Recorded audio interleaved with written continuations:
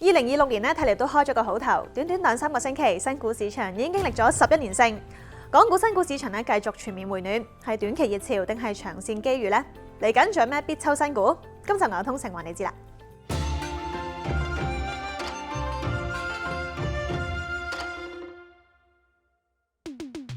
港股26年咧開局表現唔錯 ，IPO 市場更加令人驚喜。由年初至1月13號，隻上市嘅新股咧首日都錄得升幅，當中最勁嘅咧可以升到109%，帳面最多每手賺超過6000蚊。上幾集咧都提過㗎啦，港交所落實新股回撥新制，變相咧令到個人投資者抽中熱爆新股嘅機會咧降低咗。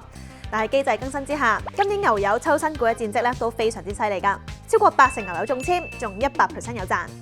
咁嚟緊仲有咩新股集講呢？目前龍旗科技咧預計今個月22號會上市，而明明很忙、百甲在線等等咧都通過咗港交所嘅上市聆訊，不過上市日期咧就未完全鎖定嘅。會計師事務所羅兵咸永道咧更加預期今年 IPO 市場表現仍然強勁，喺高端製造同埋科技公司上市嘅推動之下咧，今年香港 IPO 集資額有望達到3500億。今年 IPO 熱潮咧係咪有望帶起埋港股氣氛重拾升勢呢？嚟緊有咩必抽新股？聽下專家講下抽新股攻略啦。市場氣氛好咧，咁直接對 IPO 即係話啲人認購啊意欲都會大啲嘅。第二咧，我諗亦都同嗰啲上市公司嗰個股份嘅類別係有關嘅。呢排你知都係集中講緊一啲 AI 啊、機械人啊、芯片啊等等呢類股份。咁而呢陣喺呢個元旦假期翻嚟之後，其實上市嗰啲全部基本上都係呢類型嘅股份。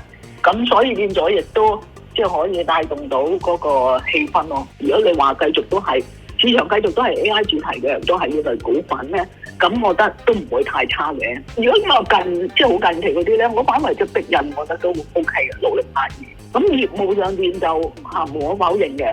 你呢隻係第一隻 GPU 嘅股份嚟香港上市，咁當然啦，急升咗40蚊啦。但係之後咧，佢調整翻落嚟，但係你見30蚊直接完，都係繼續咧，又有機會又上翻去40蚊，幾乎唔係話完全咧，啲人已經係高位散貨啦。咁呢隻我覺得，如果譬如攞翻嚟做一個短線，咁我覺得都仲有嗰個值博率嘅。而家要繼續睇嘅咧，就係呢啲股份咧，全部都已經係投資咗好多，但係仲係蝕錢。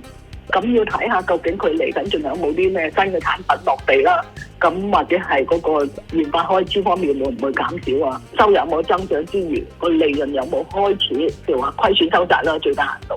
我諗最主要就係而家新嗰個認購制度，俾散戶供嘅認購嗰部分咧根本就好少。咁你即係如果有難中嘅，咁就變咗好多咧，都係攞個大飛，未必個人可以做到嘅。因為你都涉及到你嗰個本身嗰個投資嘅風險啦。第二咧，亦都要睇下究竟你係咪可以攞到咁多嘅孖展俾到你啦。否則嘅話咧，一般投資者咧，你只可以當抽獎。